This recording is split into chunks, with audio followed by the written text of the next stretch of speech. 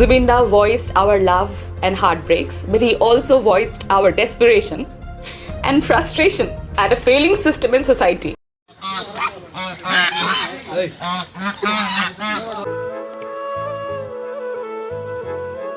নমস্কাৰ আপোনালোক সকলোকে স্বাগতম জনাইছোঁ মোৰ অন্য এটা নতুন ভিডিঅ'লৈ আৰু আজি ভিডিঅ'টোত আলোচনা কৰিব বিচাৰিছোঁ মই আমাৰ সকলোৰে মৰমৰ জুবিন গাৰ্গৰ বিষয়ে।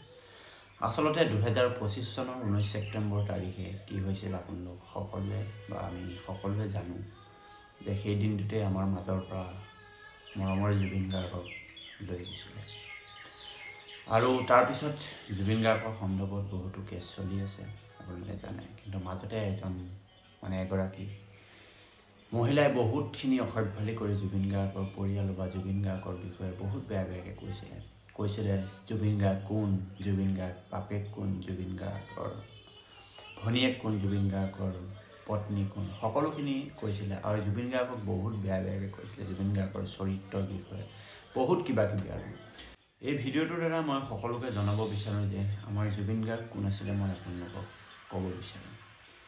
আপোনালোকক মই দুটামান ক্লিপ দেখাম, এই ক্লিপ দুটা দেখিলে আপোনালোকে গম পাব আমাৰ মৰমৰ জুবিন গাৰ্গ আচলতে কোন আছিল, চাই লওক।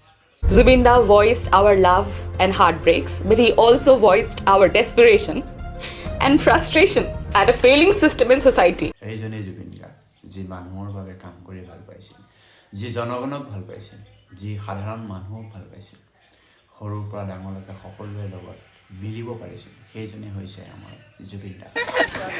ভাল লাগিল দেই, 70 বছৰ আপোনাৰ সঁচাকৈ মই ভাল লাগিল দেই, 70 বছৰ মোৰ কিন্তু তোমাক লগ পাম বুলি আহিলোঁ। মোৰ গাঁও বেচেৰা মুছলিম গাঁও, মোৰ নাম কমলা শইকীয়া, কোনফালে আছে হস্পিটেলৰ ওচৰত কমলা শইকীয়া।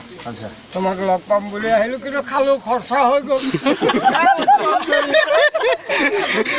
আৰু ধৰ লগ পাম বুলি আহিলোঁ আৰু খৰচাই হৈ গ'ল কমলা খাই ন, বহুত খৰচা হৈ গ'ল।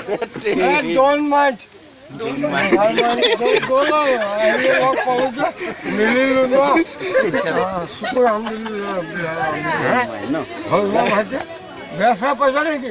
কম ফিটিং হৈ আছোঁ, ফূৰ্তি কৰিলোঁ আৰু লগ পাম বুলি ফূৰ্তি কৰিলোঁ। ভাতটো খাই যাব, ভাতটো কেলে সদায় খাই ভাত মাংস এভৰিথিং খাই বগী মাছ এটা নাপালি আজি, কমলা বগী মাছ নাপালি, বাবুল কম এইখিলা খুৰা গোট এনেকৈ গতিকে জুবিন গাৰ্গৰ বিষয়ে কোৱাৰ আগত জুবিন দাৰ সৃষ্টি, জুবিন দাৰ যি সহানুভূতি, সকলোখিনি এবাৰ চাই ল'লে ভাল। বাকী অসম চৰকাৰলৈ আমাৰ পৰা ধন্যবাদ থাকিল জুবিন গাৰ্গৰ ন্যায়ৰ ক্ষেত্ৰত যি এতিয়ালৈকে ইমান সুন্দৰ কৰি পালন কৰি আছে তাৰ কাৰণে।